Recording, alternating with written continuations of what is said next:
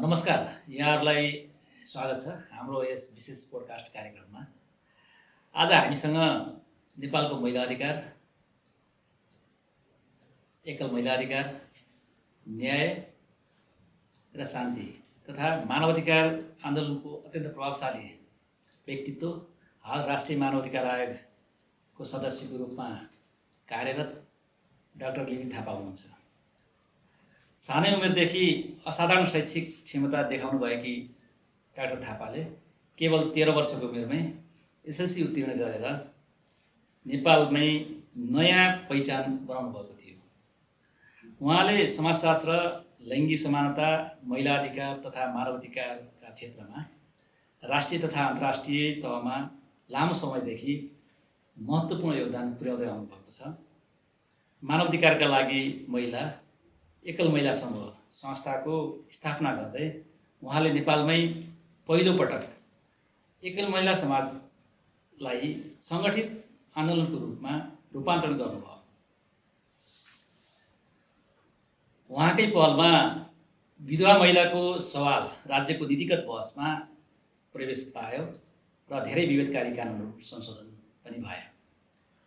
आजको संवादमा हामी उहाँको सङ्घर्ष, मानवाधिकार आन्दोलन, महिला नेतृत्व, राष्ट्रिय मानवाधिकार आयोगका अनुभव, उपलब्धि, चुनौती र मानवाधिकार सम्बन्धी नेपालको भविष्य बारेमा गहिरो कुराकानी गर्नेछौँ। मान्य सदस्य डाक्टर लिली थापाज्यू, यहाँलाई हार्दिक स्वागत गर्दछौँ। धेरै धेरै धन्यवाद। हामी यहाँको व्यक्तिगत आन्दोलन, मानवाधिकार आन्दोलनका विषयदेखि लिएर मानवाधिकार आयोगमा आउनु भइसकेपछिका विषयहरूमा कुराकानी गर्नेछौँ। सर्वप्रथम यहाँलाई म यहाँको सुरुवाती जीवन कथाबाट सुरु गर्न चाहन्छु। मैले जीवन कथा भन्ने बित्तिकै मानवाधिकार आन्दोलनसँग सम्बन्धित जीवन कथालाई जोड्न खोजेको। यहाँको जीवन कथा कहाँबाट सुरु हुन्छ मानवाधिकार आन्दोलनको रूपमा? एउटा घटना थियो। म 29 वर्ष हुँदाखेरि मेरो सेवानिवृत्त भयो। म मेरो छोराहरूलाई भेट्नलाई गोदावरी जान्थेँ। त्यहाँ एकजना महिलालाई त्यहाँको मलाई टिचरले भेटाउनु भयो। एकजना महिलाले चाहिँ नि जसको चाहिँ श्रीमान द्वन्द्वमा बित्नु भएको थियो, अनि उहाँलाई चाहिँ आफ्नो छोरालाई अलिकति आधा ग्लास दुध माग्नलाई देवरसँग बेड सेयर गर्नुपर्ने एउटा घटना थियो कि त्यहाँ। जसलाई नि मलाई त्यो स्कुलको गोदावरीको सेन्ट जेभियर स्कुलको फादरले एउटा म पनि एक्लो भए हुनाले तिमीलाई त के छ र, तिमी त पढे लेखेको सबै छौ, हाम्रो स्कुलै नजिक एकजना हुनुहुन्छ, असाध्यै दुःख पाएको छ, तिमी गएर भेट भनेपछि 2-4 चोटिको भेटपछि त्यो बहिनी अहिले पनि याद छ कि म स्कुलमा मेरो छोराहरू भेट्न जाँदा गुराँसको फुल हातमा लिएर मलाई कुरिरहन्थ्यो। अनि उसको घटना सुनेपछि उसको सासूलाई भेट्न गएँ, गर्न गएँ, अनि म एकदम सफ्ट भएँ। किनभने म आफै एउटा काठमाडौँमा जन्मेको हुर्केको होइन, एउटा मिडल क्लास फ्यामिलीको, तर मैले त्यो फेस गर्न परेन। तर काठमाडौँको नजिकै पनि महिलाहरूको हालत कस्तो हुँदो रहेछ भन्ने that questions came in my mind कि। त्यसले चाहिँ मलाई एकदमै यस्तो पनि हुँदो रहेछ भन्ने खालको भएपछि हामीले त्यो महिलालाई त्यहाँबाट गऱ्यौँ हामीले। अहिले एकदमै ठुलो बिजनेस वुमन बनेको छ होइन।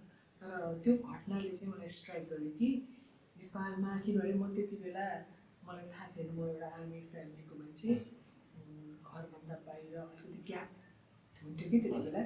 आर्मी फ्यामिली र पब्लिकको ग्याप थियो, त्यति हामीसँग पब्लिकसँग नजिक थिएन खासै, अनि थाहा थिएन। तर पछि त्यो घटनाले चाहिँ मलाई सोच्न बाध्य, मेरो ट्रान्सफर्मेसन, मेरो जिन्दगीको मोड, अर्को मोडमा लानलाई चाहिँ त्यो घटनाले मलाई उत्प्रेरित गर्यो। पक्कै पनि त्यति बेलाको समाजले महिलालाई कसरी हेर्थ्यो? महिलालाई हेर्ने दृष्टिकोण के थियो त्यति बेला समाजको समग्र? त्यसपछिको खोजी गर्ने क्रममा नै हो होइन। अब म आफू चाहिँ त्यस्तो असमानताबाट मेरो हुर्काइ भएन। हामी अलिकति छोरा र छोरीमा त्यति धेरै विभेद थियो, त्यहाँ व्यवहारमा विभेदहरू हुन्थे, पढाइमा विभेद हुन्थे होइन, तर त्यस्तो खालको विभेद त्यति धेरै थिएन। तर जब थाहा भयो कि एकजना महिलालाई एउटा म्यारिटल स्ट्याटसको आधारमा पनि यहाँ विभेद हुँदो रहेछ भन्ने कुरा चाहिँ मैले आफै, म एकल भएपछि मेरो श्रीमानको शान्ति सेनामा, म आर्मीको डक्टर हुनुहुन्थ्यो, शान्ति सेनामा डेथ भएपछि चाहिँ अनि मैले चाहिँ आफैले फेस गरेँ कि त्यो कुराहरू पहिलोचोटि मैले यो लाउनुहुन्छ, यो खानुहुन्न, यो जानुहुन्न, यस्तो बोल्नुहुन्न, यति मेकअप गर्नुहुन्छ, यो गर्नुहुन्न, रङका कुरा, खानाका कुरा, चाडबाडमा भेट्ने कुरा, सबै कुरा यति धेरै विभेद रहेछ हाम्रो कल्चरल राइट्समा। यो सोसल कल्चरल राइट्सहरू चाहिँ म्यारिटल स्ट्याटसको आधारमा, वैवाहिक उसको स्ट्याटसको आधारमा चाहिँ भेदभाव रहेछ भन्ने कुरा चाहिँ मैले त्यहाँबाट आफैलाई पढेपछि फेस गरेपछि मैले फिल गरेँ कि धेरै नै विभेद छ। त्यही त यो जुन एकल महिलालाई हुने जुन विभेद छ, समग्र महिलालाई हुने विभेद छ, यो यहाँले पनि केही अनुभूति गर्नुभयो र यो डरबाट बाहिर निस्केर प्रतिरोधमा उत्रिनुपर्छ भन्ने कहिले चाहिँ अनुभूति भयो यहाँलाई? त्यही घटना मलाई खासमा त्यही घटनाले मलाई सोच्न बाध्य बनायो। त्यसपछि म त्यस्तै महिलाहरू भेट्ने क्रममा स्कुल चलाउँथेँ, रोजबर्ड स्कुल मेरो स्कुल। म त्यो रोजबर्ड स्कुलमा चाहिँ मैले यस्तो श्रीमान नभएको महिलाको छोराछोरीलाई चाहिँ फ्री पढाउने भनेर अनाउन्स गरेपछि, र स्पेसली म आर्मी फ्यामिली हुनाले आर्मीको फ्यामिलीजलाई भन्दाखेरि त्यहाँ एकदमै धेरै क्राउडहरू त्यस्तो महिलाहरू आइपुगे कि श्रीमान नभएको महिलाहरू। अनि त्यसपछि म उहाँहरूलाई समेटेर बिदाको दिनमा, सन्डे बिदा हुन्थ्यो, बिदाको दिनमा त्यही स्कुलमा भेट्ने गर्थेँ होइन। त्यो सन्डे भेट्ने एउटा प्लेटफर्म चाहिँ यसले एभ्री डे क्रिएट गर्ने मलाई बाध्य बनायो कि, किनभने सन्डे होइन, मन्डे पनि आउनु थाल्यो, ट्युजडे पनि आउनु थाल्यो। त्यसपछि मैले स्कुलै नजिक एउटा 500 रुपियाँको कोठा भाडामा लिएर त्यो प्लेटफर्म खोलिदिएँ कि। म स्कुल नजिक थिएँ, म आफू प्रिन्सिपल भए हुनाले म त्यहाँ बारम्बार जान्थेँ। कोही महिला आयो भने त्यो कहिले स्कुलमै बोलाउँ। त्यो गर्दै जाने क्रममा नै यो संस्थागत रूपमा जानुपर्ने रहेछ, यो धेरै विभेद रहेछ, धेरै अन्याय रहेछ भन्ने कुरा चाहिँ अनि हामीले थाहा पाएपछि अब मेरो साँच्चीकै म अब 2 वर्षसम्म त मैले प्लेटफर्म मात्रै चलाएँ, इन्फर्मल अनौपचारिक होइन। त्यसपछि एउटा टर्निङ मैले पोइन्ट के पाएँ भने मैले लुलियोमा स्विडनमा पढ्ने एउटा अवसर पाएँ, पोस्ट ग्रेजुएट गर्ने वुमेन इन म्यानेजमेन्टको। अनि त्यति बेला मेरो सानो छोरा भर्खर 4-5 वर्षको थियो। उसको बुढाको डेथ हुँदा 2.5 वर्षको 3 वर्ष पनि पुगेको थिएन होइन। अनि अब झौकी नजाउँदा सानो बच्चा छोडेर जान मन लागिरहेको थिएन। तर मेरो आमा जो हुनुहुन्छ, मेरो मम्मीले चाहिँ होइन म बच्चाको जिम्मा लिन्छु, तिमी पढ्नुपर्छ। एकदम मलाई मेरो एउटा टर्निङ पोइन्ट त्यहाँ आएँ। अनि म स्विडेन गएँ पोस्ट ग्रेजुएट गर्नलाई होइन। त्यसमा पनि बिचमा मलाई एकदमै त्यो होमसिक भएर फेरि फर्केर आएर अब नजाने भन्नेमा थिएँ। फेरि यहाँबाट फेरि फोर्स गरेँ होइन जानुपर्छ। मैले खासमा नगएर छोडाएर म आज यो स्टेजमा हुन्न थिएँ। तर फेरि पछि अब डिटर्मिन भएँ होइन, फिनिस गर्नुपर्छ मैले कोर्स भन्ने जस्तो भयो। मैले फिनिस गरेर आएँ। त्यसपछि चाहिँ त्यहाँका प्रोफेसरहरू जो मेरो मेन्टर थियो, अहिले पनि सम्झिन्छु, एउटा एङ्गर भन्ने प्रोफेसर थियो, उसले मलाई एकदमै पर्सनल्ली मलाई काउन्सिलिङ गर्थ्यो। किन म इमिडिएट मेरो घटना भएको हुनाले र त्यहाँ जाँदाखेरि मलाई त्यति म बाहिरै ननिस्केँ, मान्छे एकैचोटि स्विडेन पुगेको थिएँ होइन। उसले मलाई धेरै काउन्सिलिङ गरेर मलाई अलिकति मेरो होस्ट प्यारेन्ट्स जस्तो पनि भनिदियो। अनि त्यो प्रोफेसरको मोटिभेसनले पनि होला सायद मैले कम्प्लिट गरेर आएको छैन। आई नेभर सिन ब्याक अहिलेसम्म। अनि जुन मानवाधिकार, महिला अधिकारमा जुन यहाँको 30औं वर्षदेखिको सङ्घर्ष छ, यसले यहाँलाई कठोर बनाएको संवेदनशील हुँदा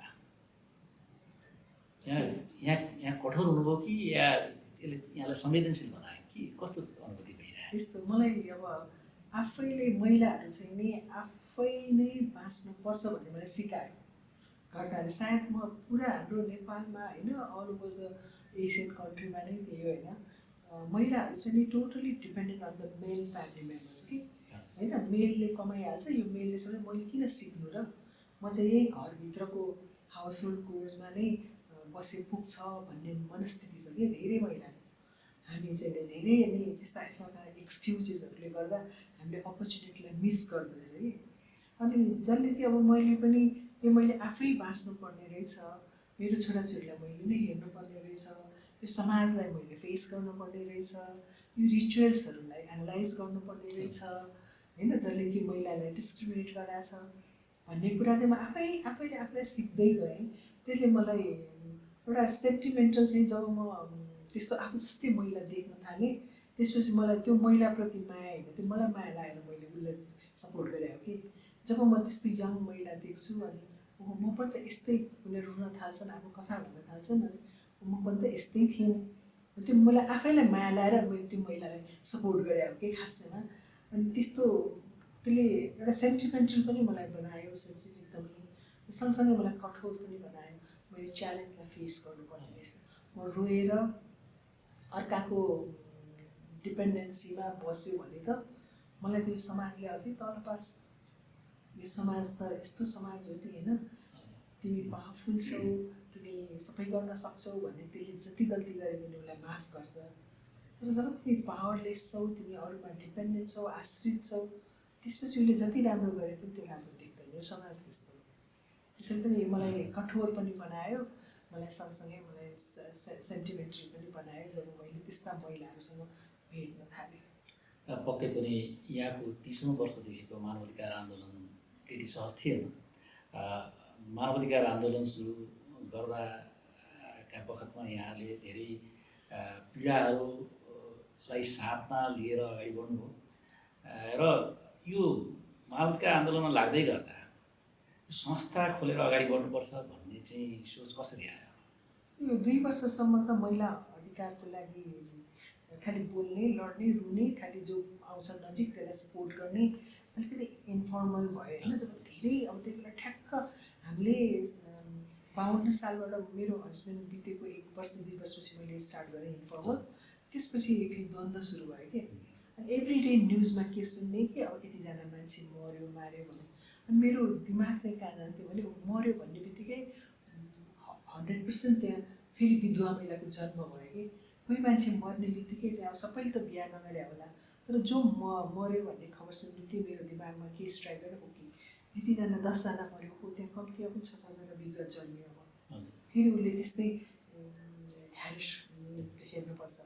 त्यो मेरो मनमा त्यो आउँदै गयो, यति धेरै गयो कि एभ्रिडे त्यो सुन्दा सुन्दा अब केही त गर्नुपर्छ, काठमाडौँ बाहिर जानुपर्छ, तिनीहरूलाई भेट्नुपर्छ भन्ने खालको मलाई एकदमै त्यो कन्सर्न भएपछि अनि म द्वन्द्वको बेलामा चाहिँ होइन अब यो अनौपचारिक हुँदैन, औपचारिक रूपले जानुपर्छ भनेर संस्था नै यो वान एन्ड ओन्ली। त्यति बेला मलाई याद छ सिटिओमा दर्ता गर्न जाँदाखेरि हामीलाई त्यति लेख्न पनि आउँदैन थियो होइन, अनि विधवा महिलालाई सहयोग गर्नेले सिटिओ छक्क भयो, किन विधवा महिलालाई सहयोग हुन्छ भने सिटिओ नै छक्क भएको थियो कि, उद्देश्य भएन भन्नुहुन्थ्यो कि सिटिओ साहबले। होइन सिटिओ हाम्रो उद्देश्य विधवा महिलालाई सहयोग गर्ने। पछि उहाँहरूले नै त्यो सहायक सिटोलाई भनेर मिलाइदिनु भयो कि उद्देश्य। अनि हामीलाई त्यति लेख्न पनि आउँदैन थियो, बोल्न नि आउँदैन थियो, खालि रोएको मान्छेलाई आँसु पुस्ने, सपोर्ट गर्ने एकअर्काले त्यति मात्र थियो। तर पछि दर्ता गर्दै जाने क्रममा सङ्गठित हुँदै गयो। मैले पनि स्कुल छोडेर स्कुल अरूलाई ह्यान्डओभर गरेँ अनि फुल टाइमै त्यसमा लागेँ होइन। त्यसपछि ठ्याक्क द्वन्द्वको बेला भएको हुनाले मेरो 2टा छोराहरू चाहिँ स्कुलमा पढ्थेँ, म अलिकति खाली पनि थिएँ। मेरो आमाले मेरो घर, मेरो सानो छोरा घर हेर्ने भएको हुनाले म चाहिँ म्याक्सिमम् मैले 10 इयर्स चाहिँ नि काठमाडौँ बाहिर जिल्लामा गएर सङ्गठन बनाउन थालेँ कि। मलाई त्यो लुलियोबाट फर्किएपछि चाहिँ सबभन्दा महत्त्व कुरा भनेको महिलालाई के चाहिने, एम्पावरमेन्ट भनेको तालिम गरेर हलभित्र राखेर किताबका सैद्धान्तिक कुरा सिकाएर हुँदैन रहेछ कि। एम्पावरमेन्ट भनेको त्यो भित्रबाट आउनुपर्छ। भित्रबाट चाहिँ मेरो डिटर्मिनेसन यो छ, म यसरी चेन्ज ल्याउँछु, म चाहिँ नि अर्काको हेरेसमेन्ट सहन्न, म भ्यालेन्स फेस गर्छु, म चेन्ज ल्याउँछु, म ट्रान्सफर्मेसन गर्छु भन्ने कुरा भित्रबाट आउनुपर्छ। त्यो कुरालाई त्यो सैद्धान्तिक कुरा बिए एमए पिएचडी गरेर हुँदैन। यसलाई चाहिँ प्र्याक्टिकल नलेज चाहिन्छ र त्यसको लागि चाहिँ सङ्गठन चाहिन्छ भन्ने कुरा चाहिँ मैले लुलियोबाट बुझेँ। मेरो त्यो स्विडेनको त्यो वुमेन इन म्यानेजमेन्टको मेरो कोर्सले चाहिँ होइन महिलाहरू सङ्गठित भयो भने मात्रै अनि आवाज सुन्छन्, सङ्गठित भएन एक्लै करायो भने त्यो फेल खान्छ भन्ने कुरा चाहिँ मैले त्यति बेला जान्छु। अब सङ्गठनै खोल्नुपर्छ भनेपछि अनि हामीले चाहिँ 54 सालदेखिको म्याक्सिमम् 10 इयर्स झन्डै हामी सबै जिल्लामा अलमोस्ट म 66वटा जिल्लामा पुगेर गाउँ गएर त्यहाँ त्यति बेला एकदम गाह्रो थियो नि। सुरक्षा निकायका पनि एकल महिला थिए, माओवादीका थिए होइन, अरूहरू थिए जेनरल, अनि अब सबैलाई कसरी एकै ठाउँमा ल्याउने भन्ने कुरा चाहिँ एकदम चुनौती थियो कि। अब आर्मीको मान्छेहरूलाई माओवादीले क्वेसन गर्ने, माओवादीको महिलाहरूलाई सपोर्ट गरे, आर्मीले क्वेसन गर्ने, हामी एकदम बिचमा स्यान्डविच थियौँ कि। तर हामीले हरेस खाएन, एकदमै दुइटैलाई गऱ्यो। कतिचोटि किडन्याप भएको छ होइन, के अरे दाङमा मलाई लगेको छ, त्यहाँको माओवादी कमान्डरले हाम्रो अफिसकै 2जना साथी मलाई लगाएको छ। बाजुरामा हिँड्दै जाँदाखेरि बन्दुकै लिएर राति मार्न आउँछ, यो एनजिओका डलर खाने भनेर होइन। अनि 2-3 ठाउँमा माओवादीहरूले हामीले पक्रेर क्वेसनहरू गरेको, दाङमा त यहाँ पुरै पेपरभरि निस्क्या त्यो किडन्याप गर्यो भनेर होइन। हामी कार्यक्रम गरिरहेको बेलामा कमान्डरले उठाएर लगेछ मेरो स्टाफ र मलाई होइन। अनि सबै कुरा सुनि यस्तो इन्फर्मेसन हुँदो रहेछ, म त्यो दाङमा कि यति धेरै इन्फर्मेसन रहेछ, तपाईँले यो गरे यसो गरे सबै कुरा उसलाई थाहा, मलाई भन्दा बढी हामीले गरेका सबै थाहा रहेछ। तर उहाँले एउटा के गर्नु, तपाईँले माओवादीको परिवारलाई पनि समेट्नु भएको छ। त्यो कुराले चाहिँ नि उहाँहरूलाई एउटै क्वेसन थियो, अमेरिकाको पैसाले लिएर मलाई सोध्नुहुन्थ्यो होइन। त्यति बेला हामी अमेरिकाको पैसाहरू थिएन, हामीलाई एसएनबी भन्ने संस्थाले, नेदरल्यान्ड संस्थाले सहयोग गरेको थियो कि जिल्ला नौजनालाई। अनि त्यसपछि कन्भिन्स भएर 2 घन्टा गेट काटेपछि छोडेको अवस्था थियो कि। त्यसलाई हामीले पहिलेदेखि नै फर्स्ट डे अफ हाम्रो काठमाडौँ बाहिर जाँदा ग्रुप बनाउँदाखेरि त्यहाँ चाहिँ नि कसै पनि आधारमा कसको पोलिटिकल ब्याकग्राउन्डको आधारमा हामी नसोध्ने हाम्रो क्राइटेरिया पनि छ। तिमी कुन फ्यामिलीको, कुन चाहिँ पोलिटिकल ब्याकग्राउन्डको, माओवादी कि त्यति बेला त्यस्तो थियो नि त। सेना माओवादी परिवारले म माओवादी परिवार भनेर डराउँथ्यो, सेना परिवार सेना भनेर त्यो कुरा सोध्न नपाउने भन्ने हाम्रो म्यान्डेट थियो। त्यो अहिले पनि लागु छ। तिमी जुनसुकै ब्याकग्राउन्डको होस्, डजन्ट म्याटर, तिम्रो हस्बेन्ड, तिम्रो फ्यामिली जुनसुकै वादी भए पनि हामीलाई we don't care about that. त्यसरी चाहिँ गरेपछि चाहिँ पछि सबै घुलमिल भएपछि अब तपाईँलाई भन्दाखेरि त्यही बेला होला पहिलाचोटि उसले नेदरल्यान्ड्सको एउटा संस्थाले चाहिँ, सरी नर्वेको एउटा संस्थाले चाहिँ पिस भनेको के रहेछ त, वाट इज पिस, पिस भनेको त पढाएर उ गरेर कुनै के चेन्ज ल्याएर होइन रहेछ। अनि उनीहरूले के बुझेको, पिस भने त यहाँ त्यत्रो दुइटै पक्ष त्यति बेला एकअर्कालाई अनुहारै नहेर्ने दुईवटा जुन एउटा एकअर्काको दुश्मन पक्षका परिवारलाई एकै ठाउँमा ल्याएर एउटै मिसनमा अगाडि लान सक्नु, त्योभन्दा पिस ट्रान्सफर्मेसन के होला र भनेर एउटा ठुलो अवार्ड दिएको कि।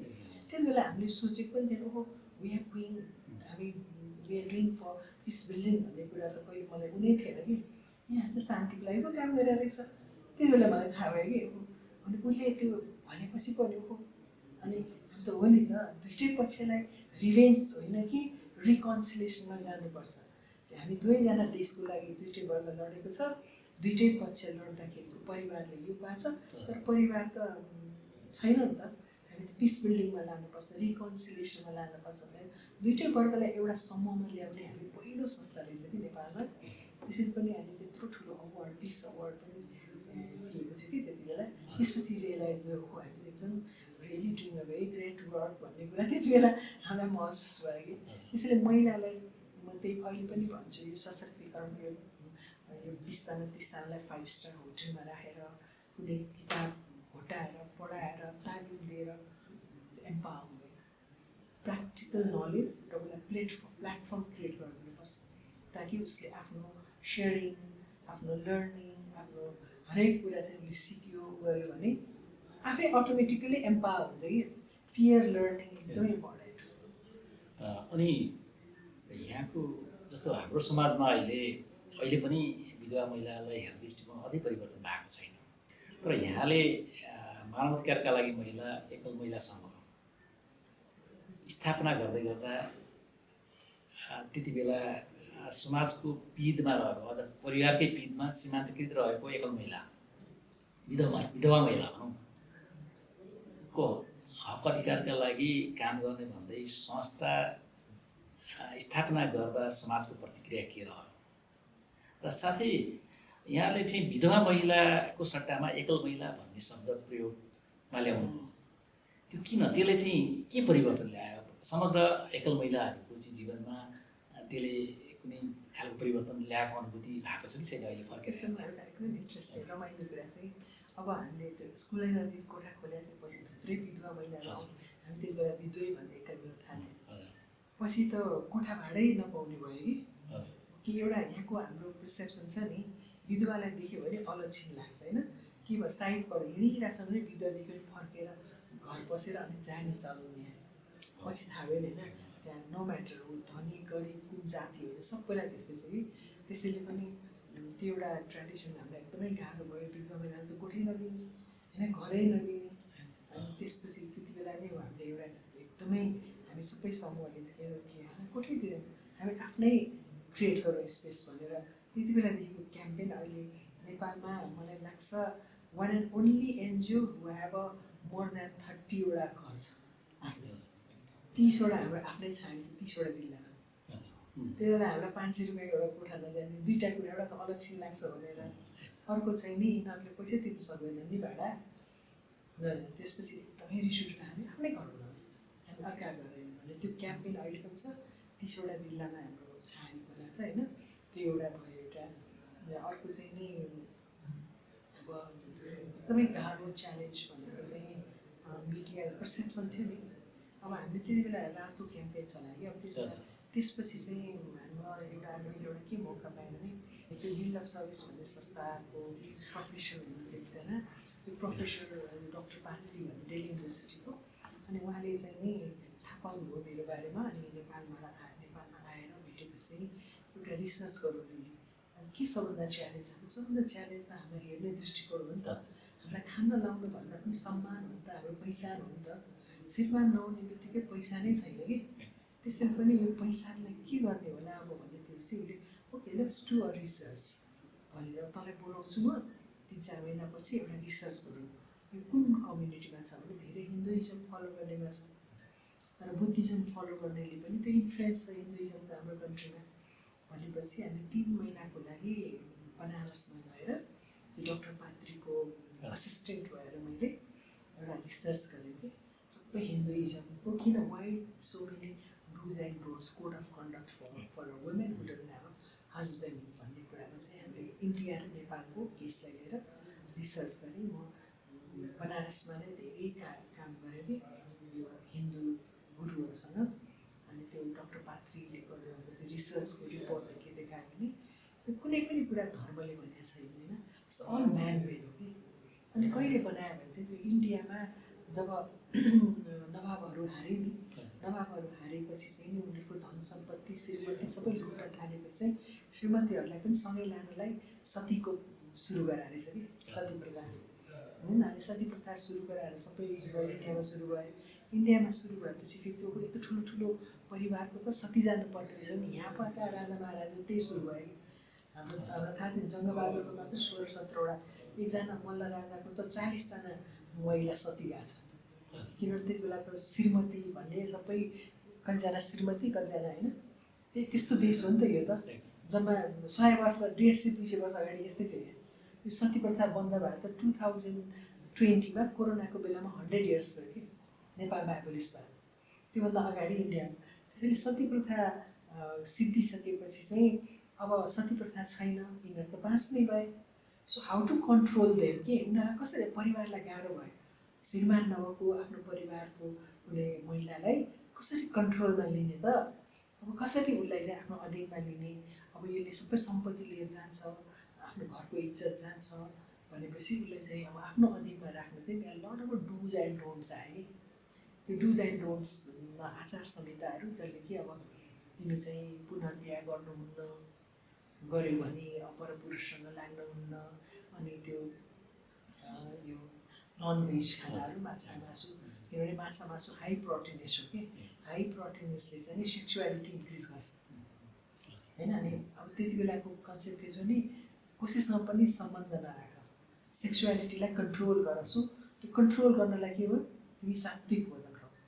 प्रोटिनलेस खाना खाऊ त्यसरी कन्ट्रोल गरेर तिमी अनि अलक्षण लाग्छ भन्ने खालको पर्सेप्सन किन बढाइदियो भने त्यो चाडबाडमा अगाडि नजाओस् नसिक तिमी फ्री हाउसमेड भएर बस अब तिम्रो आधा जीवन सक्यो तिम्रो आधा अर्ध नारेश्वर के भन्छ नि श्रीमान नभएपछि तिम्रो आधा जीवन छैन तिमी अर्ध भएर बाँचिरहेछ सो तिमी घरभित्रै जसले जे दिन्छ परिवारले त्यसमा आश्रित भएर बस कानुन त्यसरी बन कानुन पनि त्यही आधारले संस्कृतिको आधारमा चलनको समाजले दिएको चलनको आधारमा कानुन बनाइदियो नेपालमा पनि किनभने तिमी अर्कासँग जानुहुन्न भनेपछि नेपालको मुलुकीहरूले के लेख्थ्यो कि उसैमा 35 वर्ष नपुग्दैन यसलाई हाम्रो अंश नदिउँ है अंश त दिनुपर्छ तर 35 वर्ष नपुग्नु नदिउँ भनेर मुलुकीहरूले त्यो लेख्यो ताकि 35 वर्ष त अलि म्याच्योर संरचनागत हिंसालाई चाहिँ वैधता दियो भन्नु वैधता दियो। त्यही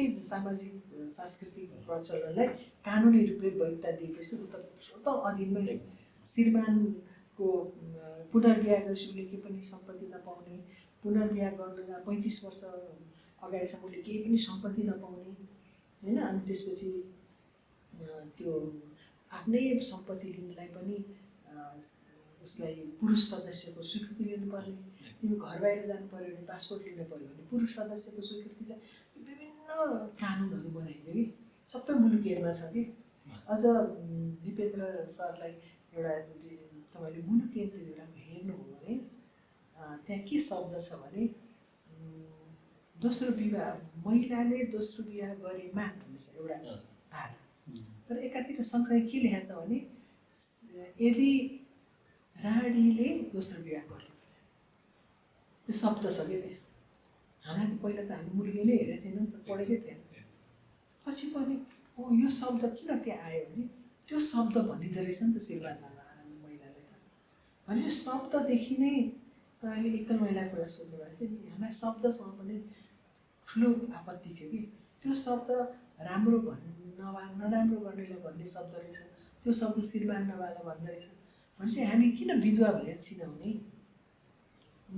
त्यो पुरुष त कुनै पनि आइडेन्टिटी हुँदैन नि त श्रीमती मरेको पुरुषलाई त। उसलाई विधुर भन्दैन, उसलाई लुगा चेन्ज गर्नु पर्दैन, उसलाई लाउने खाने कन्ट्रोल हुँदैन भनेपछि यो महिलालाई चाहिँ किन भन्ने प्रश्नले चाहिँ ओके टर्मिनल म विधवा हो भन्नु न, म एकल महिला, म बिहे नगरे हो कि, म डिभोर्स हो कि, म श्रीमानसँग अलग्गै बस्या हो कि, वाइ अरूलाई कन्सर्न भनेर हामीले एकल महिला शब्द त्यसरी लिएर। तर अहिले कतिजना नबुझ्नेले भन्नुहुन्छ कि किन एकल महिला भन्ने, तिम्रो परिवार छैन भन्नु। परिवारै भए पनि त म्यारिटल स्ट्याटसको आधारमा हामीलाई विधवा भन्नलाई अब यसो अहिले म एम्पावर छु मलाई भन्नलाई, म विधवा हो भन्नलाई आइएम भेरी एम्पावर। तर हाम्रो त्यति बेला के थियो भने त्यति बेला मैले इलाममा पनि एउटा घटना देखाएको थिएँ। एकजना महिलाले ब्यागमा पोते हाल्थ्यो, गिट्टी कुट्थ्यो, अनि घर जाने बेला त्यो पोते लगाएर जाने कि। अनि सोधेँ मैले किन त्यसो गरेँ भने त यो पोते लगाएर दिदी श्रीमान छ भनेर मलाई कसै के छ भने सेक्युरिटी हेर्नुहोस् त, एउटा पोतेले त उसलाई सेक्युरिटी दिँदो रहेछ भने श्रीमान छैन भन्दै हामी विधवा हो भन्दै सेतो लुगा लगाएर सबलाई चिनाउँदै किन हिँड्ने? सो द्याट इज आवर पक्कै पनि। जस्तो अब यो एकल महिला किन भनेको या विधवा किन नभनेको भनेर अहिले पनि कतिपय मानिसहरूले भनिरहेका छन्। यो त हाम्रो समाजमा अझै परिवर्तन आवश्यक छ है, बाँकी नै छ भन्ने कुराले पनि एउटा यो कुरालाई पनि इङ्गित गर्छ। यसले परिवर्तन अझै पूर्ण रूपमा भइसकेका छैन भन्ने कुरा र विधवा भन्ने शब्द आफैमा विभेदकारी र एक खालको समाजमा या घर परिवारमा भेदभावको जरियाको रूपमा रहेको थियो होइन। अब यो यहाँहरूले चाहिँ एकल महिला अभियान सुरु गर्दै गर्दा धेरै परिवर्तनहरू ल्यायो यसले। जुन हामीले रातो टिका अभियान भनौँ या चाहिँ रातो लुगा अभियान भनौँ, या चाहिँ कानुनै परिवर्तन गरिकन एकल महिलाको सामाजिक सुरक्षा भत्ताको सुनिश्चितताको कुरा र एकल महिलाले विवाहलाई वैधता भन्दा पनि यसलाई सामाजिक रूपमा स्वीकार्य बनाउने विषयमा यहाँले ठुलो योगदान दिनुभएको छ। र यहाँले नेतृत्व गर्दै गर्दा अझ योभन्दा पनि हामीले हाम्रो यो चाहिँ अभियानले समाजलाई यो चाहिँ योगदान दिएको छ। एकल महिला विशेष गरिकन एकल महिलाका अधिकार संरक्षण गर्ने सवालमा भनेर चाहिँ 1 2 3 गरेर भन्दा के चाहिँ यहाँले भन्न सक्नुहुन्छ? सबभन्दा ठुलो कुरो चाहिँ पहिचान रहेछ नि। पहिचान अहिले चाहिँ नि एकल महिला भनेपछि पुनः विधवा भनेर अलग यताउता भन्ने होइन। अहिले एकल महिलाहरूको आफ्नो पहिचान छ, त्यसलाई राज्यले आत्मसात गर्यो, राज्यको हरेक नीतिमा मूल प्रभावमा पर्यो। त्यो नम्बर 1 चेन्ज म त्यो मान्छु। दोस्रो सबभन्दा ठुलो कुरो चाहिँ नि अहिले सङ्गठित भयो कि अहिले तपाईँले हेर्नु भने मलाई लाग्छ पहिला चाहिँ दोस्रो संस्था भन्थ्यो इन्सेकपछि, अहिले चाहिँ नि मानव अधिकारहरूको लागि पहिला एकल महिला WHRले 1 and only largest membership based संस्था हो जसले 2 लाखभन्दा बढीलाई सङ्गठित गरेछ। तर बाँकी छ त्यहाँ हाम्रो सेन्ससले चाहिँ नि झन्डै 11 लाख छ भन्छ अस्तिको भर्खरको सेन्ससले, जसको सवाल उसको अभियान भन्ने यसले चाहिँ भनौँ यसलाई इङ्गित गर्छ इङ्गित गर्छ। उनीहरू सङ्गठित भएको छ, नेपालभरि नै छरिएर बसेकाले सङ्गठित भएको छ, ठुलो सङ्गठनको रूपमा आएको छ। त्यो मुद्दा त्यो एउटा ठुलो कुरो छ। अर्को तेस्रो कुरो चाहिँ मान्छेको पर्सेप्सन अहिले चेन्ज भएको छ। अहिले तपाईँहरूले को एकल महिला, को विधवा महिला, को बिहा गरेको महिला चिन्नुहुन्न, उहाँहरूको लवाई खवाईबाट त्यो चाहिँ अहिले सबैले रातो लाएर हिँड्छन्, राम्रै भएर श्रीमान नभए मतलब छैन। त्यो लाउने रङ भनेको आफ्नो चोइस हो नि त होइन। यो त हाम्रो आमाले पास्नीमा दिएको हो कि रङ भनेको, रातो टिका, रातो चुरा, रातो लुगा भनेको आफ्नो आमाले दिएको कुरा श्रीमान नहुनेमा छोड्नुपर्छ भन्ने कहीँ लेखा छ। हामीले पढ्ने बेलामा मानव अधिकारको कुराहरू हामीले एउटा पनि पढेनौँ।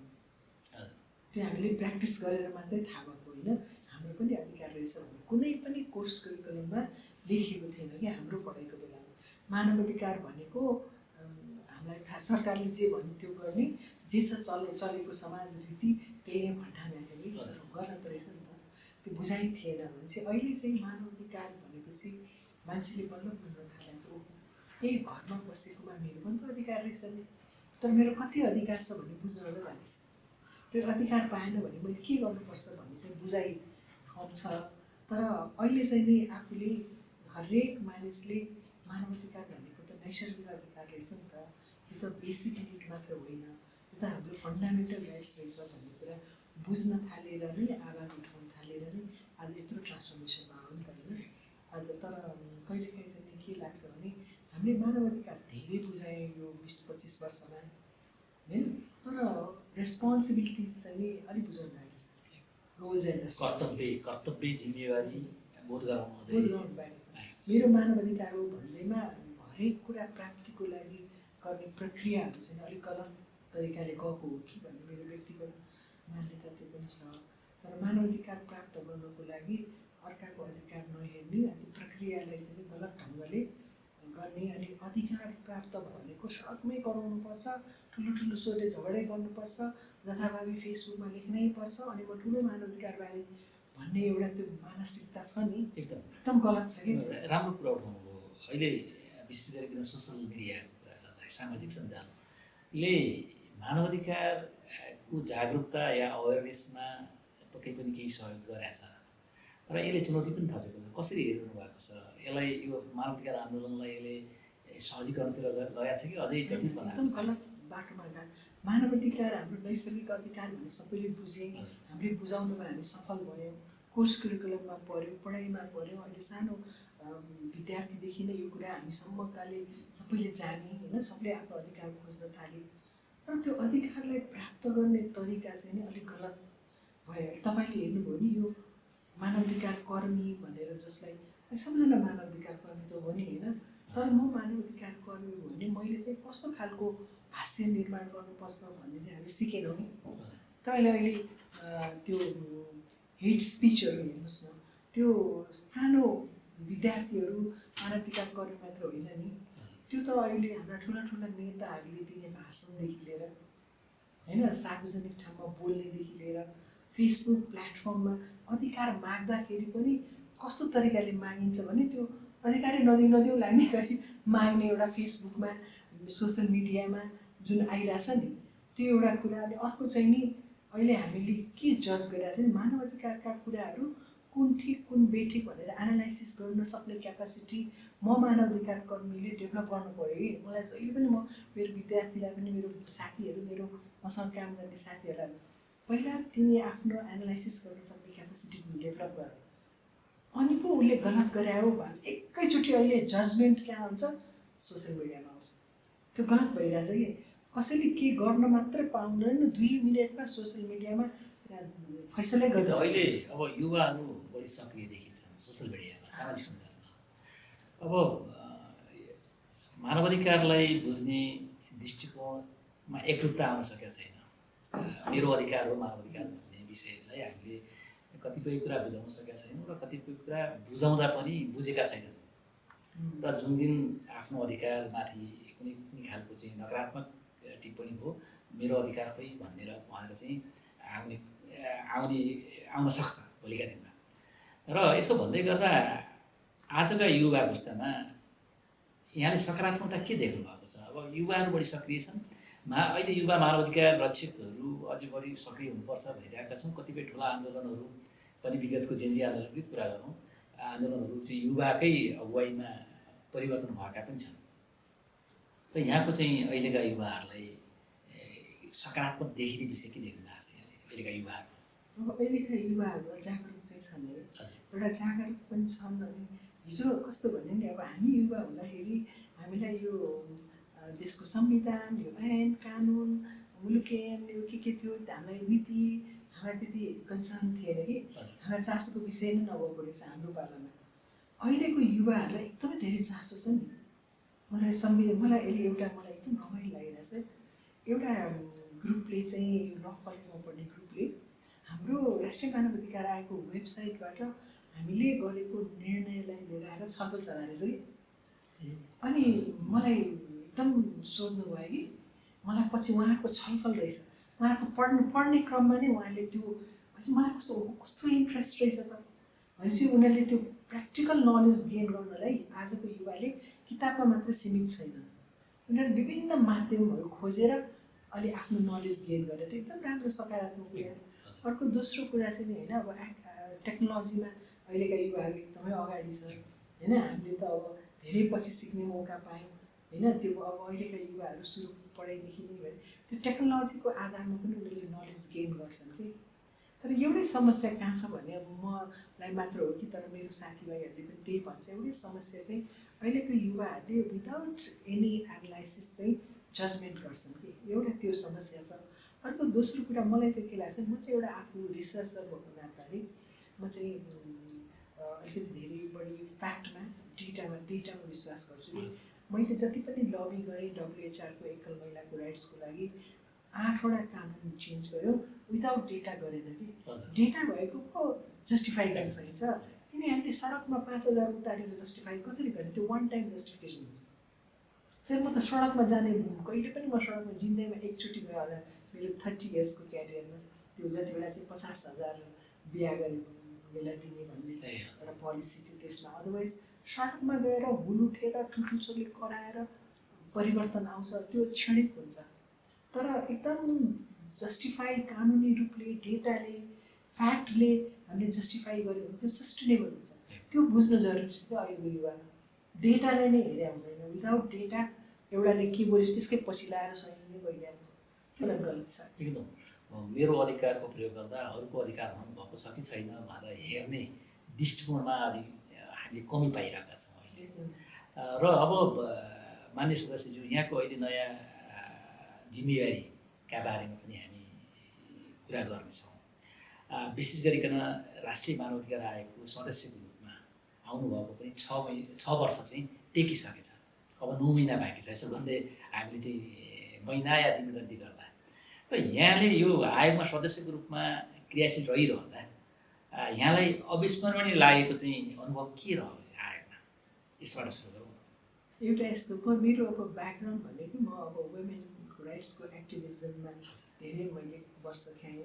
मैले कलेजतिर पढाउँदा नि म अलिकति जेन्डर विषयहरूमा नै म पढ्ने त्यसकै विद्यार्थी भएको नाताले पनि म मानव अधिकार आयोगमा आएपछि मैले मेरो लेन्स चाहिँ एकदम जेन्डर पर्सपेक्टिभ हुन्छ कि। म समानतामा विश्वास राख्छु होइन। समानताका कुरा, समतामूलक कुराहरूलाई मैले मानव अधिकार आयोगमा म टेक्ने बित्तिकै मैले फिल गरेको ग्याप भनेको चाहिँ एकदमै जेन्डर इन्सेन्सिटिभ ह्युमन राइट्सको टुल्स, अप्रोचेसहरू, यसका वातावरण, यसका संरचना त्यो पाएँ कि खासै भन्नुपर्दा एकदम।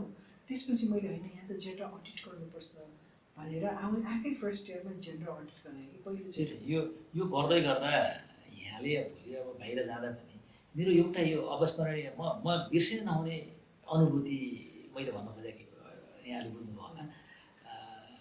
एकदम म बिर्सिन्नै, आयोग छोडेर गइसकेपछि पनि म यो अनुभूतिलाई बिर्सिन्न भन्ने खालको अनुभूति मात्र सेयर गर्न मैले चाहिँ एउटा मलाई एकदमै रमाइलो लाग्छ। म यहाँ आयोगमा आइसकेपछि म धेरै फिल्ड जान्थेँ स्टाफहरूसँग। अनि स्टाफहरूले मलाई भन्थ्यो, एकचोटि एकजना स्टाफले भन्नुहुन्थ्यो होइन, हामी चाहिँ फिल्डहरू गएको त्यति बेला द्वन्द्वको बेलामा हामीलाई मार्न आएको थियो, र मानव अधिकार आयोगको ज्याकेटले चाहिँ हामीलाई बचायो है।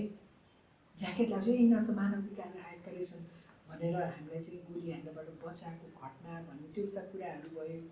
अनि एउटा मैले मानवाधिकार आयोगले चाहिँ एउटा त्यो मलाई एकदमै बिर्सिन नसक्ने कुरा चाहिँ त्यो अपाङ्गता भएको ब्लाइन्ड भएको व्यक्तिलाई पनि र अरूलाई पनि त्यो 3 घन्टै नै जाँच टाइम रहेछ कि। अनि मानवाधिकार आयोगका कर्मचारीहरूले जब त्यो फिल गरेपछि चाहिँ आयोगलाई त्यो सोमोटोको आधारमा उठाएर ल्याएर यो विषय चाहिँ राज्यले सम्बोधन गर्नुपर्ने रहेछ है, अपाङ्गता भएको व्यक्तिलाई र अरू साधारण व्यक्ति विद्यार्थीलाई सही त्यसरी परिवर्तन नीतिगत रूपमा नै परिवर्तन गर्न सफल भएपछि मलाई एकदमै सम्झिन लागेको कुरा त्यो 2-3टा कुरा छ। र अर्को एकदमै मैले सम्झिन लागेको कुरा भनेको चाहिँ मानवाधिकार आयोग यति स्ट्रङ म्यान्डेट रहेछ नि होइन, त्यही स्ट्रङ म्यान्डेट रहेछ। मैले चाहिँ त्यो ह्युमन राइट्स काउन्सिलमा हामी सिटकको रिपोर्टहरू बुझाउन जाँदाखेरि त्यहाँ चाहिँ नि अरू धेरै सङ्घ संस्थाहरू धेरै मानवाधिकारका अरू पनि आयोगहरू हुँदाहुँदै पनि मानवाधिकार आयोगलाई चाहिँ नि स्पेसल टाइम दिएर मौका दिएर त्यहाँ बोल्न सक्ने पनि दिँदैन। मलाई कस्तो फिल भएको हो, मानवाधिकार आयोगको म्यान्डेट त नट ओन्ली इन्टरनेसनली पनि एकदम धेरै म्यान्डेट पाएको संस्था रहेछ यो त भन्ने कुरा मलाई एकदमै त्यो बेला फिल पनि भएर मलाई प्राउड पनि फिल भयो त्यो एउटा कुरा। दोस्रो एकदमै सेन्टिमेन्टल हुने कुराहरू चाहिँ छ।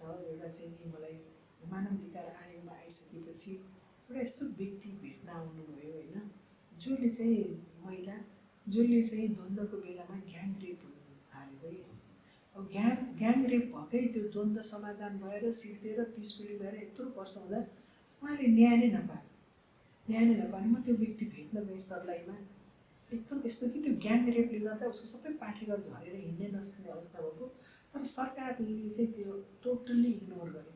अनि त्यो भेटेर आएपछि मलाई एकदमै सम्झिन आयो, पहिलो काम त केही गर्यो र खान पनि रहन्छ भनेपछि अब श्रीमान पनि छैन कोही छैन भनेपछि मलाई एकदमै यहाँ आउने बित्तिकै उसको फैसला हामी गर्दै गर्ने यहाँ बिस्तारै, तर उसलाई एकल महिनाको एउटा परिचय पत्र बनाउन नागरिकता भनेर मैले त्यो हाम्रै मानवाधिकार आयोगकै साथीहरूको पहलमा उसलाई नागरिकता र एकल महिलाको कार्ड बनाएर अनि उसले भत्ता पायो कि एकल महिलाको, एकदम सन्तुष्टि लाग्छ कि कम्तीमा नै राज्यले नहेर्दा उसले त्यो एकल महिलाको भत्ताले अहिले भात खाइरहेछ नि।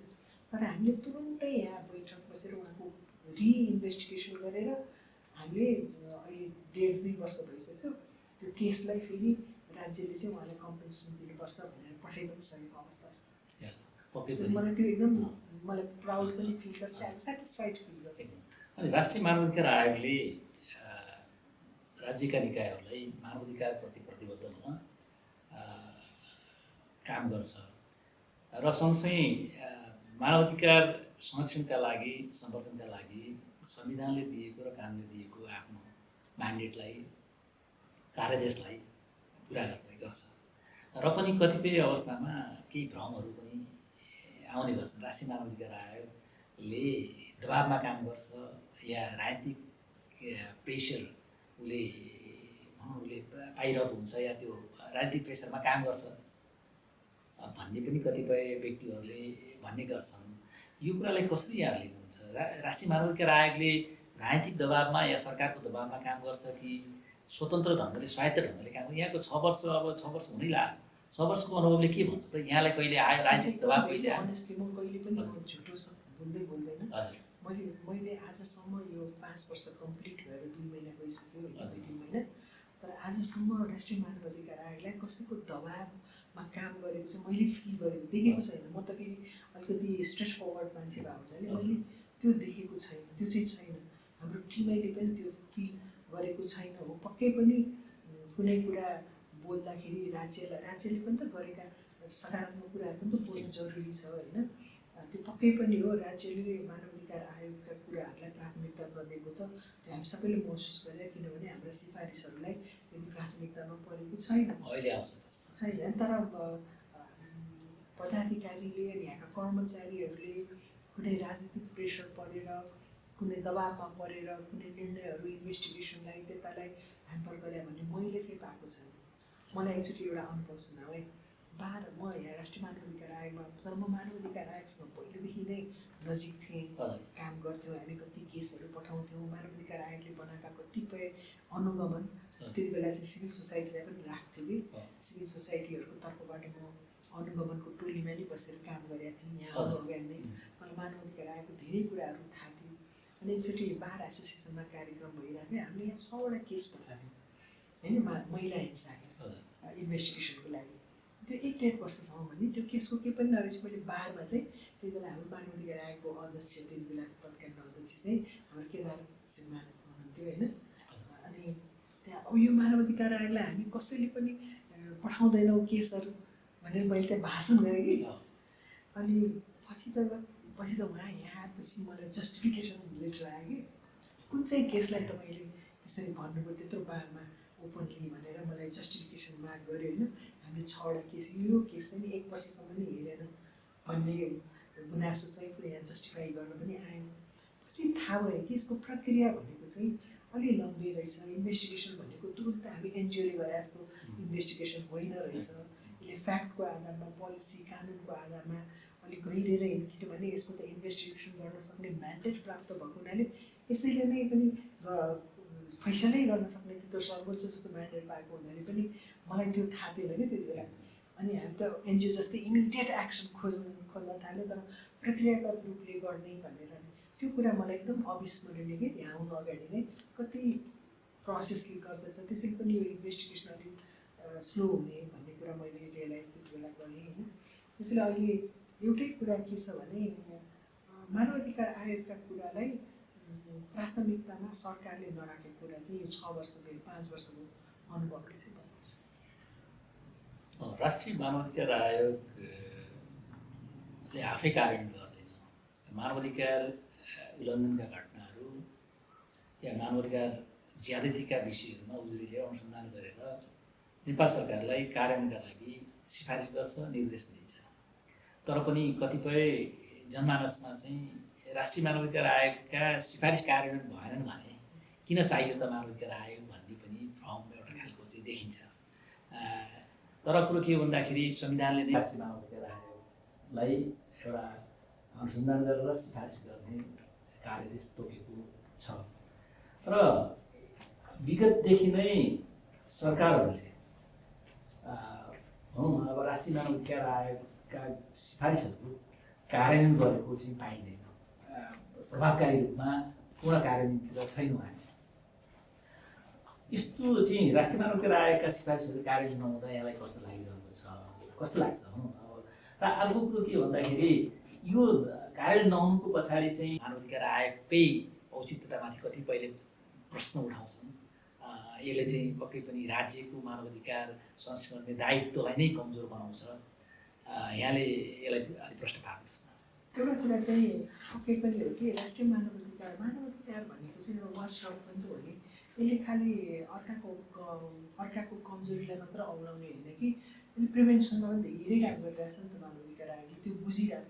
र मलाई हामीले पनि बुझाउन नसकेको हो कि मानवाधिकार आयोगले पनि जसलाई, किनभने अस्ति त्यो हरेक घटनामा मानवाधिकार आयोगका साथीहरूलाई दुधसान हुनु, आयोगका गाडी जलाउनु, आयोगको म्यान्डेट नबुझ्नु अहिलेको जनमानसले एकदम दुःखको कुरामा आफैलाई गिल्टी फिल हुन्छ। हामीले मानवाधिकार आयोगको औचित्यलाई हामीले बुझाउन नसकेको हो कि त्यो हाम्रै कमजोरी हो कि जस्तो मलाई लागिरहेछ एउटा। तर हामीले काम गरिरहेछौँ त्यो कोर्स करिकुलममा राख्ने, सेक्युरिटी फोर्सका कोर्सहरूमा, ट्रेनिङहरूमा मानवाधिकारको कुराहरू इन्कर्पोरेट गर्ने त्यो काम त भइरहेछ होइन। तर अझै पनि मानवाधिकार आयोगको म्यान्डेटै चाहिँ हामीले जनमानसमा नपुर्याएको भन्ने मलाई पक्कै तथ्य चाहिँ त्यो अस्ति पनि हरेक घटनामा मानवाधिकार कर्मी हाम्रा स्टाफहरूलाई गर्ने भयो, आएका गाडी जलाउने कुराहरू भयो, त्यो एउटा प्रश्न छ। अर्को दोस्रो कुरा चाहिँ सरकारलाई हामी त सरकारको वाचडगको रूपमा सरकारलाई औँलाई दिने हो नि त। यहाँनिर कतिवटा कमजोरी भयो भन्ने एउटा निकाय पनि भएको हुनाले होइन, म्यान्डेट प्राप्त निकाय भएको हुनाले त्यो सुन्न नचाहेर त्यसलाई स्ट्रङ बनाउनु हुन्न कि भन्ने खालको मनस्थिति त मैले मेरो व्यक्तिगत धारणा चाहिँ सरकारले मानवाधिकार आयोग तपाईँ मानवाधिकार आयोगले गरेका सिफारिसहरू कार्यान्वयन भएमा त यो त ह्युमन राइट्स फ्रेन्डली कन्ट्री भनेर त्यसको सम्मानै अर्को हुन्थ्यो नि त। अन्तर्राष्ट्रिय रूपले पनि हेरिरहेको हुन्थ्यो। चाहिँ मानवाधिकारका कुराहरूलाई सरकारले आत्मसात गरेर यहाँका सिफारिसहरूलाई मात्रै कार्यान्वयन गर्ने हो भने पनि एउटा ठुलो ह्युमन राइट्स फ्रेन्डली हो भन्ने मेसेज यहाँ मात्र होइन अन्तर्राष्ट्रिय रूपमा पनि जान्थ्यो कि त्यो कुरा चाहिँ हामीले गर्न नसकेको र सरकारले पनि पूर्ण सहयोग नगरेको भन्ने कुरा चाहिँ हाम्रा सिफारिस कार्यान्वयन गर्नलाई हेलचेक्राइ गर्ने कुरा मानव अधिकार आयोगले बनाएका ऐनहरू जुन परिमार्जन गर्नुपर्ने छ, अहिले यत्रो वर्षसम्म हामीभन्दा अगाडिका पदाधिकारीले प्रयास गरे, हामीले पनि गऱ्यौँ। सरकारले त्यसलाई प्राथमिकतामा नराख्नु भनेको आफ्नो देशकै छविलाई बिगार्नु हो नि त। यो त मानव अधिकार आयोग होइन। मानव अधिकार आयोगले त खालि कहाँनिर गल्ती सच्याउने मात्र हो। जस्तो हामी त पोलिसी लेभलका कुराहरू, इन्टरनेसनल हामी जति पनि पक्ष राष्ट्र भयो त्यसका इम्प्लिमेन्टेसन स्ट्याटस रिपोर्टहरू बुझाउँदाखेरिका अन्तर्राष्ट्रिय जगतमा जाने मेसेजहरू भयो, त्यसले ठुलो माइने गर्छ नि त। त्यसैले यो त सरकारकै पनि कमजोरी एउटा जस्तो लाग्छ र हामीले पनि त्यो विषय जनमानसमा बुझाउन नसकेको हो कि त्यसैले पनि यो मानव अधिकारका कुरालाई मेनस्ट्रिम गर्न मलाई लाग्छ कोर्स करिकुलममा पार्नुपर्छ। हरेक कोर्स करिकुलममा यो विषय पार्न सक्यो र अहिले मलाई मानव अधिकार आयोगले जसरी यो एउटा डकुमेन्टेसन सेन्टर बनाएको छ होइन, अहिले हामी आइसकेपछि बन्यो। मानव अधिकार आयोगले कस्तो टुल्स प्रयोग गरेको छ, के अप्रोच लिएको छ त, के काम गर्छ त भन्ने कुरा त भिजुअल, अब अहिले मान्छेलाई किताब पढ्ने भन्दा पनि भिजुअल माध्यम पोडकास्ट भयो होइन। आज यो पोडकास्टहरूको माध्यमबाट धेरै कुरा थाहा पाउँछ, उनीहरूको कुरा सुन्ने मौका पनि हुन्छ। यसरी चाहिँ हुँदाखेरि मलाई लाग्छ केही परिवर्तन चाहिँ हुन्छ। पक्कै पनि मानव अधिकार भन्ने बित्तिकै यो यति बेला पनि बिग्रिन सक्ने अवस्था रहन सक्छ। हिजो मानव अधिकार मैत्री समाज आज हिंसात्मक हुन सक्छ। त्यसले गर्दाखेरि मानव अधिकारका सवालहरू 24 घन्टा 12 महिना या चाहिँ हामीले साथै दिनु त्यति नै महत्त्वपूर्ण छ। मानव अधिकार आयोग स्वायत्त निकायको रूपमा, संवैधानिक निकायको रूपमा क्रियाशील छ भन्ने कुराहरूलाई हामीले बुझाउन अझै पनि बाँकी छ कि भन्ने जस्तो लाग्छ। किनभने विगतमा मधेस आन्दोलन भनौँ या चाहिँ जेन्जी आन्दोलन र त्यसपछिका त्यो बिचका आन्दोलनहरूमा पनि राष्ट्रिय मानव अधिकार आयोगले आफ्नो भूमिका निभाउँदै आएको छ र पनि कतिपय अवस्थामा आयोगले कर्मचारीहरूले दुर्व्यवहार बेहोर्नु पर्ने अवस्था पनि हामीले भोग्दै आएका छौँ। यो कुरालाई यहाँहरूले मनन गर्नुभएको छ राष्ट्रिय मानव अधिकार आयोगमा नेतृत्व गर्दै गर्दा। र आज अघि पनि मैले यहाँलाई त्यो प्रसङ्ग उठाएको थिएँ। अब आज अब 6 वर्षौँ हामी 6 वर्षमा टेक्दैछौँ, यहाँको कार्यकाल 6 वर्षमा टेक्दैछ, अब 9 महिना बाँकी छ। र यहाँ आफ्नो आयोगमा चाहिँ आफ्नो भूमिकाप्रति सन्तुष्ट हुनुहुन्छ कि हुनुहुन्न? म पूर्ण रूपमा एकदम सन्तुष्ट छैन। मैले एउटा जुन सोचेर आएको थिएँ मानव अधिकार आयोगमा आएपछि मलाई के लाग्थ्यो, बाहिर बसेर म एज अ ह्युमन राइट्सको विद्यार्थी भएर मैले बोल्नु र मानव अधिकार एउटा यस्तो कन्स्टिट्युसन म्यान्डेट पाएको संस्थाभित्र बसेर बोल्नुमा फरक पर्छ। मैले सीमान्तकृतको मुद्दा उठाइरहेको मान्छे भएर फरक पर्छ भन्ने लाग्थ्यो। मैले त्यति जुन रूपमा मैले आफूलाई सोचेर आएको थिएँ वातावरण अलिक कम पाएँ। धेरै जस्तो कानुनका पूर्व न्यायाधीशज्यूहरू होइन धेरै आउँदाखेरि र हामी एक्टिभिजमबाट नागरिक समाजबाट आउने व्यक्ति जम्मा 1 जना, त्यो पनि महिलाहरू भने जम्मा 1 जना, त्यो आउँदाखेरि चाहिँ के हुँदो रहेछ भने मानव अधिकार आयोग भनेको चाहिँ म्यान्डेटरी बडी हो, कन्स्टिट्युसनल बडी हो, तर यसले प्रिभेन्सनमा धेरै काम गर्नुपर्छ कि खालि भइसकेपछि घटनालाई उजागर गरेर रेकमेन्डेसन पठाउने होइन कि मानव अधिकार हुन नै हुन नदिनु चाहिँ यसले के गर्छ। त्यसैले पनि एक्टिभिजम जरुरी छ कि। यहाँबाट बाहिर गएपछि पनि भन्छु मानव अधिकार आयोगका पदाधिकारीमा एउटा त पक्कै पनि भन्छु कम्तीमा पनि 33% महिला, 5 जना मध्ये 2 जना महिला हुनु पर्यो भन्ने मेरो एकदम स्ट्रङ मेरो लबी त्यो हुन्छ यहाँबाट गइसकेपछि। र कम्तीमा पनि 2 जना न्यायाधीश ल ब्याकग्राउन्डबाट आउनु भएको छ भने कम्तीमा नै 2-3 जना चाहिँ नि सिभिल सोसाइटीको ब्याकग्राउन्डबाट आएको ह्युमन राइट्स एक्टिभिस्टहरूलाई ल्याउनुपर्छ भन्ने मेरो म्यान्डेट छ। म त्यसको लागि लबी पनि गर्छु। यहाँले भन्नु भएको कानुनका दफाहरूले मानव अधिकारको दर्शनलाई सम्बोधन गर्न सक्दैन भन्नु भएको के हो? कानुन पल्टाउँदै त्यहाँ मानव अधिकार हनन भएर व्यक्ति मरिसकेको हुन्छ। हामी खालि कानुन र प्रोसेस पल्टाउँदै ऐन र दफा हेर्दै घटना घटिसक्छ, त्यो भएन नि त। मानव अधिकार आयोगले प्रिभेन्सनमा काम गर्नु पऱ्यो, इमिडिएट एक्सन लिनु पऱ्यो, अर्को बोल्न सक्नु पऱ्यो, जजमेन्ट गर्न सक्नु पऱ्यो, सम कम्युनिटीको भोइस के छ त्यो थाहा पाउनु पऱ्यो नि त। मानव अधिकार आयोग भनेको खालि त्यो संविधानमा मूल कानुनमा उसमा के लेखेको छ त्यो मात्र होइन नि। त्यही मानव अधिकार आयोगमा म के भन्छु, किनभने यो सिभिल सोसाइटी नागरिक समाजलाई नै लिएर काम गर्नुपर्छ। यसले एक्लै काम गर्न सक्दैन। मानव अधिकार आयोगको लबी अहिले हाम्रो कार्यान्वयन भएको छैन, रेकमेन्डेसन। खासमा हामीले सिभिल सोसाइटीलाई प्रयोग गरे यो कार्यान्वयन हुन्थ्यो। त्यसैले अहिले म त मेरो दुइटै लबी हुन्छ यहाँबाट गइसकेपछि एउटा महिलालाई आयुक्त अलि दुईवटा महिला मिनिमम पनि बनाउनुपर्छ भन्ने एउटा म्यान्डेट र एउटा चाहिँ नि कानुनको क्षेत्रबाट मात्रै होइन सिभिल सोसाइटीमा काम गरेका ह्युमन राइट्स एक्टिभिस्टहरू पनि आयुक्त बन्नुपर्छ अलिक धेरै अनि मात्र पो इमिडिएट काम हुन्छ अनि भन्छ नत्र अब मान्छे मरिसक्छ उहाँ उभिसक्छ यहाँ कानुन पल्टाएर इन्भेस्टिगेसन गरेर रेकमेन्डेसन गरेर सबै हेर्दै त्यो प्रिभेन्सनमा धेरै काम गर्नुपर्छ। पक्कै पनि यो मानवाधिकारको सचेतीकरण भन्ने बित्तिकै यसले मानवाधिकार उल्लङ्घनका घटनाहरूलाई न्यूनीकरण गर्छ, कम गराउँछ। मान्छे सचेत हुने बित्तिकै अरूको अधिकारको सम्मान गर्ने हुन्छ भनेर नै मानवाधिकारको प्रवर्धन नै सचेतीकरण नै पहिलो रूपमा प्रिभेन्टिभ मेजरमेन्टको रूपमा चाहिँ आयोगले गर्नुपर्छ भनेर चाहिँ मुख्य चाहिँ एउटा कामको रूपमा आयोगको दायित्वको रूपमा राखेको छ। राष्ट्रिय मानवाधिकार आयोगले यस विषयमा काम पनि गरिरहेको छ। विभिन्न अडियो भिजुअल सामग्रीहरू उत्पादन गरेर होस् या विभिन्न प्रकाशनहरू गरेर होस्, साथसाथै विभिन्न प्रशिक्षणका कार्यक्रमहरू सुरक्षा निकायदेखि लिएर सिभिल सोसाइटी, मानवाधिकार रक्षक र सरकारी कर्मचारीहरू, जनप्रतिनिधिहरूका लागि पनि विगतमा मानवाधिकार सशक्तिकरणका कार्यक्रमहरू सञ्चालन गर्दै आएको थियो। तर पनि हामी ठुलो मासमा जान सकेका छैनौँ कि भन्ने कुराले यो कुरा चाहिँ अझै पनि हामीले चाहिँ मनन गर्नुपर्ने देखिन्छ। अझै अवेरनेस सचेतीकरणको बाटो कमजोर छ। आफ्नो अधिकारको उपभोग गर्दै गर्दा अर्को अधिकार हनन गर्नु हुँदैन भन्ने कुराको चाहिँ मानिसहरूमा एक खालको चाहिँ त्यो खालको सचेतीकरण आवश्यक देखिएको छ र यसका लागि पनि यहाँ काम गरिरहनु भएको छ। मानवाधिकार आयोगले काम गर्दै आएको छ र यति भन्दै गर्दा यहाँको दृष्टिमा राष्ट्रिय मानवाधिकार आयोगको सबैभन्दा कम चर्चा गरेको तर महत्त्वपूर्ण योगदान के हो? एउटा त राष्ट्रिय मानवाधिकार आयोगले धेरै पोलिसी चेन्ज गराएको रहेछ कि त्यो कुरा बाहिरै आएको छैन। अहिले खासमा राष्ट्रिय मानवाधिकार आयोग जस्तो भनौँ न छाउपडीका कुरा बोक्सी प्रथाका कुराहरू भए होइन, अघि भने मैले अपाङ्गता भएका विद्यार्थीलाई अलिक बढी उसका कुरा हाम्रै मानवाधिकार आयोगले नै रहेछ। मैले सबै इतिहासहरू पुरानो रिपोर्टहरू हेर्दाखेरि जस्तो छिटो औषधि पुर्याउने कुरा त्यो मात्र होइन, रिमोट जिल्लामा किताब पुर्याउने कुरामा सुकुम्बासीकै व्यवस्थापनमा पनि आयोगले विगतदेखि नै नेपाल सरकारलाई सिफारिस गर्दै आएको थियो डिजास्टरका विषयमा होइन।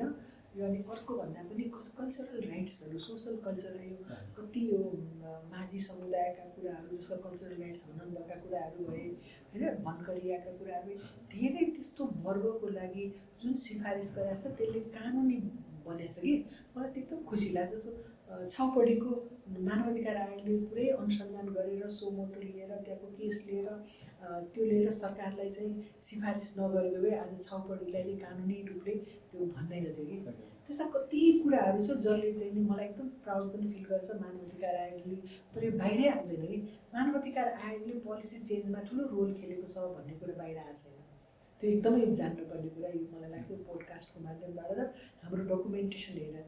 दोस्रो कुरा एकदम मानवाधिकार आयोगले कन्फ्लिक्टको बेलामा कसरी एउटा कत्रो ठुलो रोल खेलेको रहेछ नि त होइन, पिसको लागि। त्यति बेला चाहिँ ह्युमन लाइफलाई चाहिँ नि सेन्टरमा राखेर त्यति बेला कुनै माओवादी भनेन, सुरक्षा निकाय भनेन, ह्युमन लाइफलाई सेन्टरमा राखेर एउटा रोल प्ले गरेको रहेछ मानवाधिकार आयोगले। मलाई त्यो पनि बाहिर आएको छैन कि कसरी त्यो लासलाई निकालेर भए पनि अनुसन्धान गरेका कुरा त्यति बेलाका त्यो बाहिरै आएको छैन। चर्चामा दोहोरोपा घटनाकादेखि कतिपय घटना कुराहरूमा जसरी मानवाधिकार आयोगले आफ्नो भूमिका निभाएर न्यायको लागि बोलेको छ त्यो बाहिरै आएको छैन। त्यसै पनि यो डकुमेन्टेसन सेन्टर बनायो कि हामीले त्यो किताब पढ्दैन नि अहिलेको मान्छेले। यो जुन एउटा डकुमेन्टेसन सेन्टर अहिले मानवाधिकार आयोगको कार्यालयमा बनेको छ नि, यो भिजिट गर्न आयो नि यो एउटा स्पेसल्ली सबै मानवाधिकारका विद्यार्थीलाई यसले ठुलो पाठ सिकाउँछ कि कस्तो खाले काम गर्नुपर्ने रहेछ।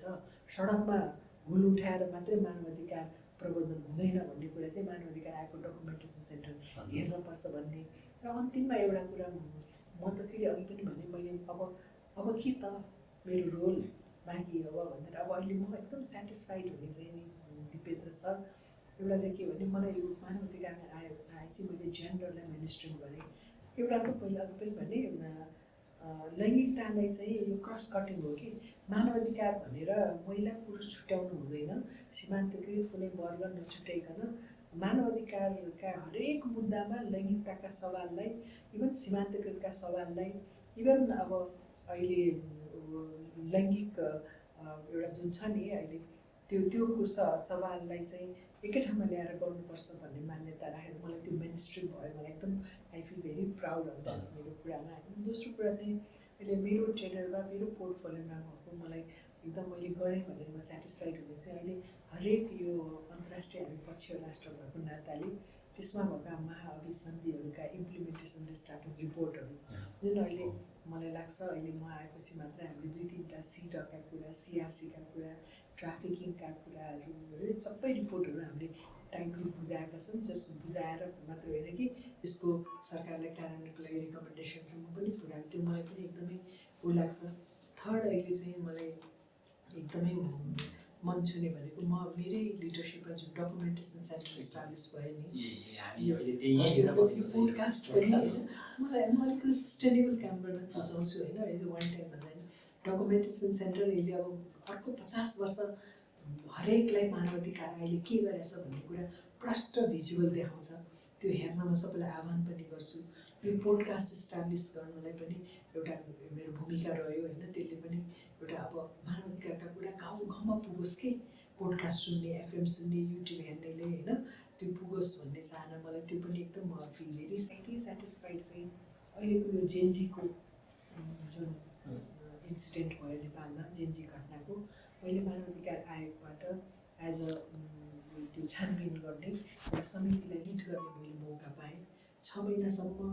किनभने यो यस्तो हिस्टोरिकल घटना हो कि जसले सत्ता पनि पल्टाएको छ, युवाहरूको आवाजलाई लिएर आएको छ होइन। नागरिकको चाहनालाई अगाडि ल्याएर जुन एउटा आन्दोलन भयो त्यो आन्दोलनमा कति व्यक्ति बित्यो होइन, कति घटना सम्पदा जल्यो, त्यसको छानबिन गर्ने एउटा टोलीको म संयोजक भएर काम गरेर 6 महिना काम गरेर जुन एउटा रिपोर्ट बुझाउनु पाइने मलाई त्यो पनि एउटा कम्तीमा पनि मैले बुझाएको रिपोर्टले कसैले न्याय पाउन्, दोषीले कारबाहीको दायरामा ल्याओस् भन्ने म चाहना राख्छु। म त्यसमा पनि म एकदम धेरै सेटिस्फाइड छु। र अन्तिममा मैले एउटा गर्न खोजेको काम छ अहिले भने नि मैले अलिकति नेपालमा महिला मन्त्रालयबाट एउटा पत्र आएको थियो करिब 1.5-2 वर्ष अगाडि कि अब चाइल्ड म्यारेजको उमेर घटाउनु पऱ्यो, तपाईँहरूको राय के छ भनेर मागेको थियो।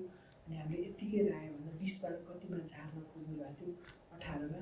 अनि हामीले यत्तिकै राय दिने भन्दा अहिले हामी नेसनल इन्क्वायरी गर्छौँ, राष्ट्रिय लेखाजोखा गर्ने भनेर राष्ट्रिय के भन्छ लेखाजोखा हुन्छ इन्क्वायरी जाँचबुझ गर्ने भनेर होइन। अब मैले त्यो एउटा रिपोर्ट बुझाउनु छ यो उमेर घटाउने कि बढाउने कि अझ 10 वर्षमा ल्याउने हो कि 25मा ल्याउने कि 20मा ल्याउने त्यो जाँचबुझ गरिरहेछ। हामीले एउटा ठुलो प्रोसेस एउटा अडिटै गरिरहेछ। त्यसको रिपोर्ट एउटा बुझाउने एउटा मेरो एकदमै अर्को जुन सिद्धाउनु पर्ने काम।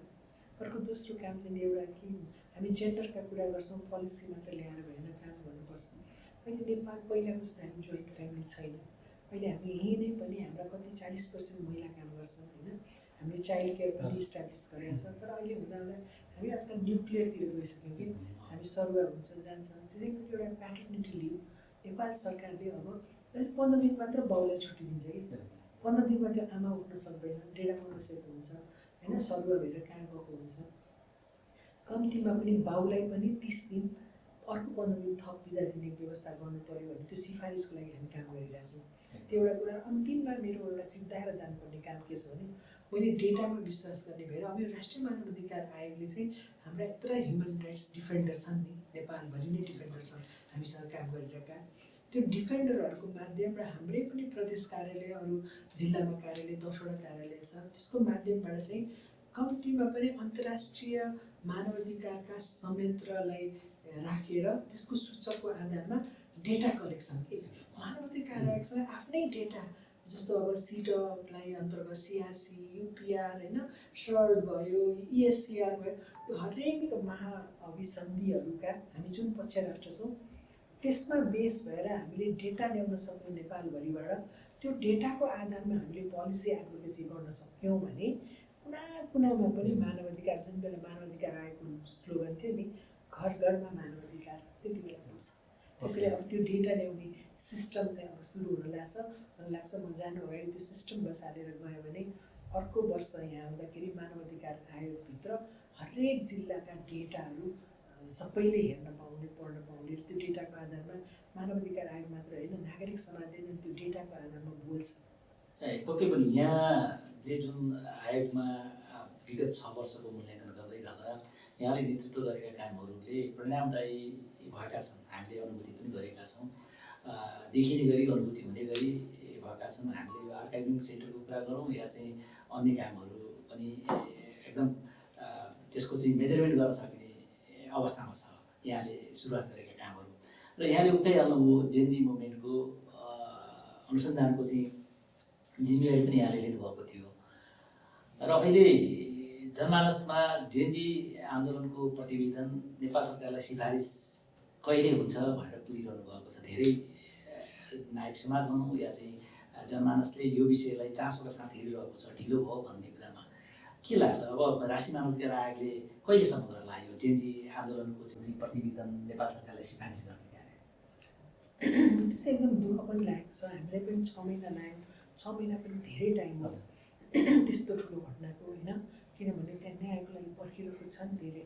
हामी त मृतक परिवारको घर गएका छौँ, पीडित परिवार, घाइते परिवार, यो सबैलाई हेर्दाखेरि उनीहरू सबैले पर्खिरहेछ कि यो रिपोर्टलाई पर्खिरहेछ। अलि ढिलो भएको 6 महिना चाहिँ नि लाग्ने नै रहेछ, किनभने एकदमै विस्तृत रूपमा ल्याउनु पर्ने र एउटा ठुलो जिम्मेवार व्यक्तिहरूसँगको बयानहरू लिने गर्दाखेरि र हरेक कुरालाई फ्याक्ट एनालाइसिस गर्न, भेरिफाई गर्न हामीलाई कतिवटा त्यो मिडिया क्लिप्सहरू आएको थियो। अहिले त मिडिया क्लिप्स पनि कुन फेक कुन रियल गाह्रो छ।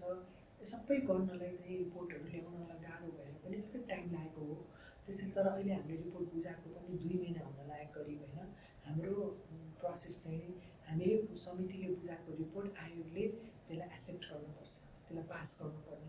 आयोग अध्यक्षज्यूहरू बसेर म आफू चाहिँ एउटा त्यसको संयोजक भए नाताले मेरो डिसिसनमा त्यहाँ भाग लिनलाई कन्फ्लिक्ट अफ इन्ट्रेस्ट होला, तर होइन त्यो भए पनि उहाँहरूले चाहिँ रेकमेन्डेसन जुन हामीले दिएको छौँ कारबाहीका सिफारिसहरू त्यसलाई राखेर सरकारलाई पठाउने रेकमेन्डेसनहरू बनाउनु पर्ने हो। उहाँहरूले काम गरिरहनु भएको छ, तर ढिलो भएको छ। ढिलो न्याय दिनु भनेको न्याय नदिनु हो, यो पनि ह्युमन राइट्स भायोलेसन हो। सो अब हामीले विचार गर्नुपर्छ। मानव अधिकार आयोगभित्र हामी बसेर जिम्मेवारी व्यक्तिहरूले हामीले ढिलो न्याय दिने कि त्यसलाई छिटो न्याय दिने, त्यो हामीमा डिपेन्ड गर्छ। पक्कै पनि मानव अधिकारका विषयमा कुरा गर्दै गर्दा निराशा मात्र छैनन्, सकारात्मक परिवर्तनहरू पनि भएका छन्। धेरै परिवर्तनहरू सकारात्मक छन्। यसो भन्दै गर्दा नेपालमा अहिले मानव अधिकारका सवालमा एकदम प्रगति भएको विषय केलाई मान्नुहुन्छ? पोलिसी चेन्ज एकदमै धेरै पोलिसी चेन्ज भएको छ। अर्को ठुलो कुरा भनेको सहभागिता, सीमान्तकृत वर्ग जसको भोइसै थिएन। हामीले पार्टिसिपेसनलाई पनि एकदम ठुलो उपलब्धि मानेको छौँ होइन। सहभागिता अहिले हेर्नुहोस् त हरेक वर्गका समावेशिताको हो। समावेशितामा पक्कै पनि मिसयुजहरू छन् पोलिटिकल लिडर्सहरूबाट, तैपनि समावेशिताको सिद्धान्तलाई अपनाएर जसरी सहभागिता भएको छ त्यो वर्गको त्यो भोइस पुगेको छ, त्यो एकदम ठुलो हामीले अचिभ मान्नुपर्छ। अहिले धेरै पोलिसीहरू चेन्ज भएको छ, नट ओन्ली वुमेन्स राइट्स मात्रै, ह्युमन राइट्सका पर्सपेक्टिभमा चेन्ज भएको छ। त्यो पनि म उपलब्धि मान्छु। र ठुलो उपलब्धि के मान्छु भने सरकारले नेग्लेक्टै चाहिँ गरे होइन। सरकारले पनि त्यहाँ ह्युमन राइट्स एक्सन प्लानहरू बनाएर 5-5 वर्षीय प्लानहरू बनाएर कार्यान्वयन चाहिँ गरिरहेको छ होइन। अलिकति अब हामी विकेन्द्रीकरण भएको हुनाले पनि फेडरलाइजेसन भएको हुनाले त्यो स्थानीय स्तरसम्म नपुगेको अवस्था चाहिँ छ।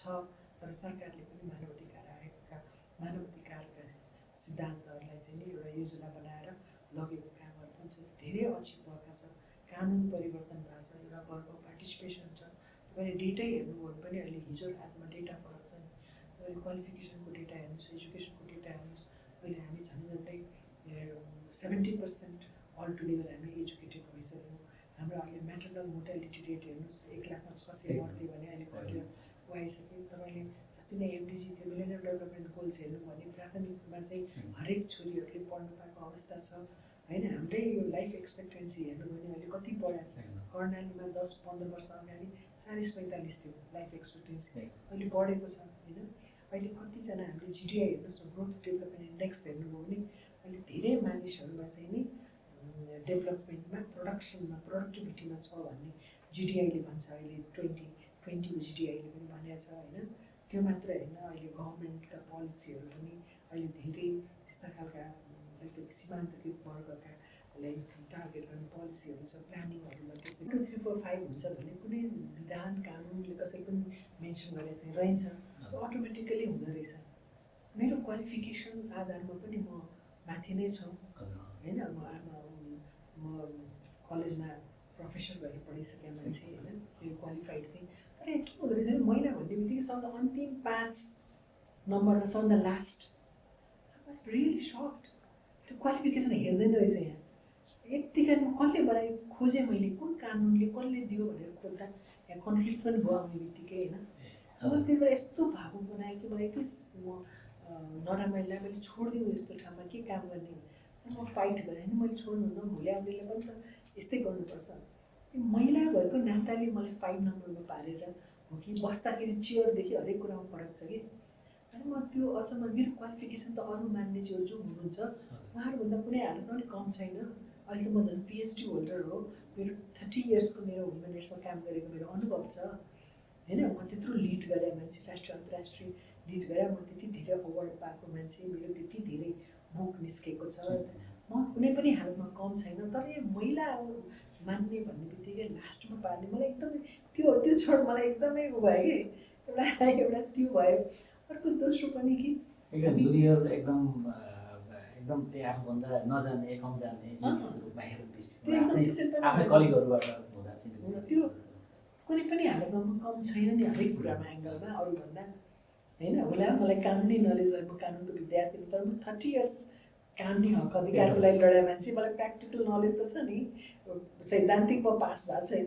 यसमा यहाँको चाहिँ योगदान 30औं वर्षदेखिको योगदानलाई कसैले पनि नजरअन्दाज गर्नै मिल्दैन।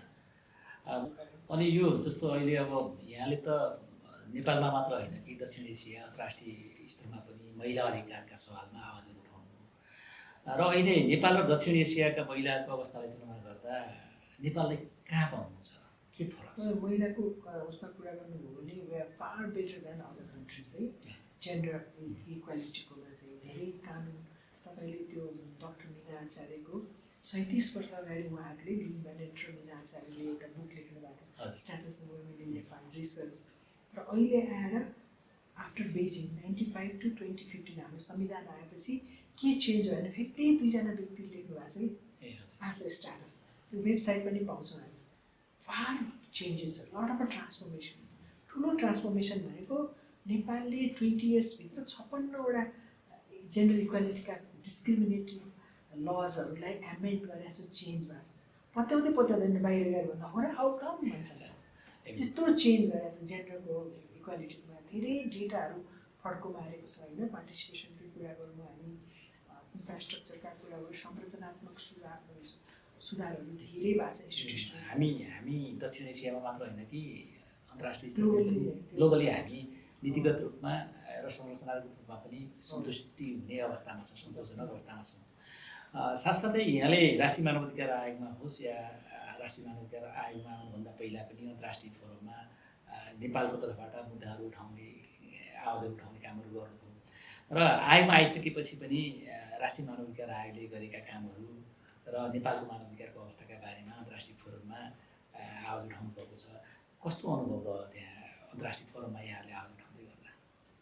अब एज अ वुमेन एक्टिभिस्ट सबैजनाले त्यो हिसाबबाट मलाई सोध्छन् कि एज अ वुमेन कमिसनर मैले चाहिँ what are changes that you made in NHRCमा भनेर सोध्थेँ कि मलाई जहिले।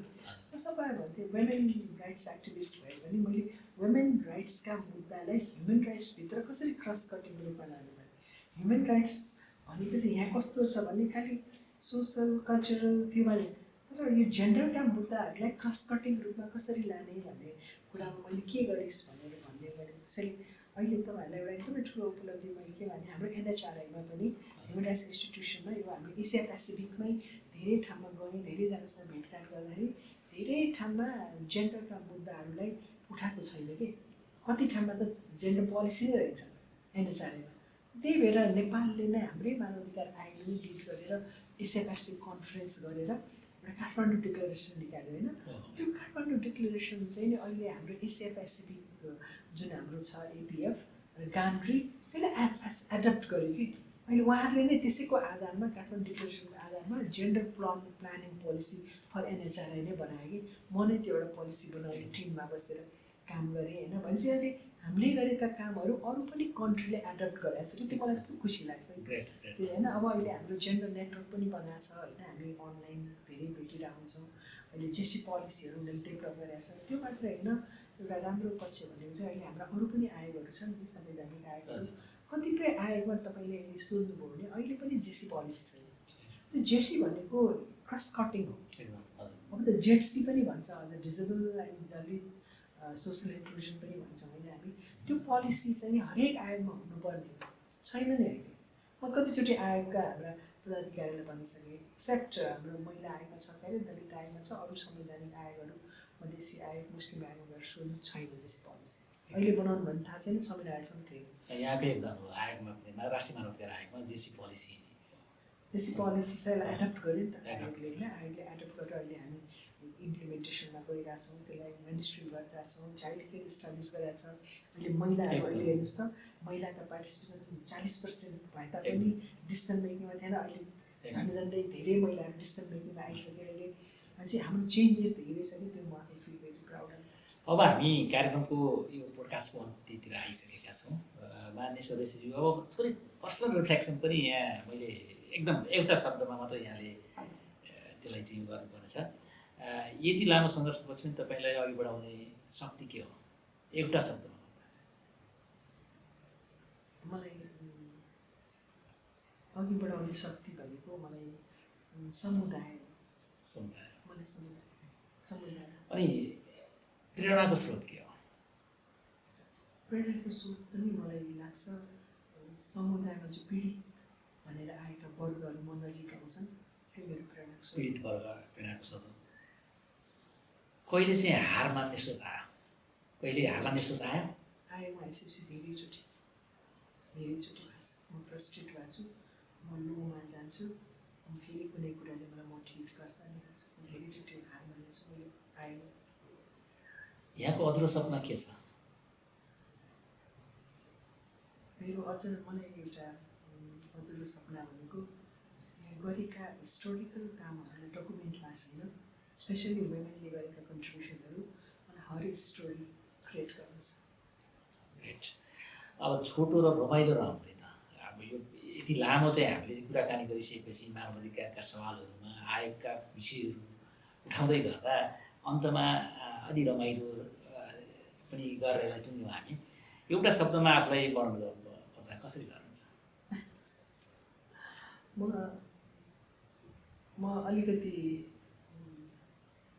गर्छु भने काम चाहिँ म पुरा गर्छु। त्यसलाई एउटा शब्दमा भन्दा के भन्ने? डिटर्मिन छु। सबैभन्दा ठुलो शक्ति आफै। प्रेरणादायी व्यक्ति कसलाई मान्नुहुन्छ? अहिलेको समाजलाई सबैभन्दा आवश्यक कुरा के हो? विश्लेषण गर्न सक्ने क्षमता। कहिले नछोड्ने बानी।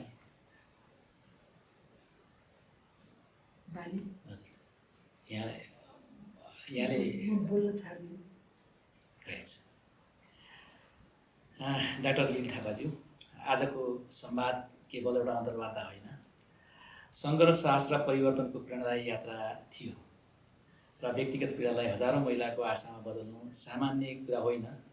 मानवाधिकार, महिला अधिकार र सामाजिक न्यायका लागि तपाईँले गर्नुभएको योगदान नेपाली समाजका लागि एउटा महत्त्वपूर्ण अध्याय पनि हो।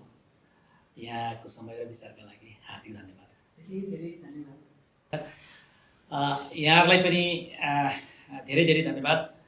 यदि तपाईँहरूलाई आजको संवाद अर्थपूर्ण लाग्यो भने सेयर गर्न नभुल्नुहोला र फेरि पनि अर्को विशेष संवादमा भेट्ने नै छौँ। नमस्कार।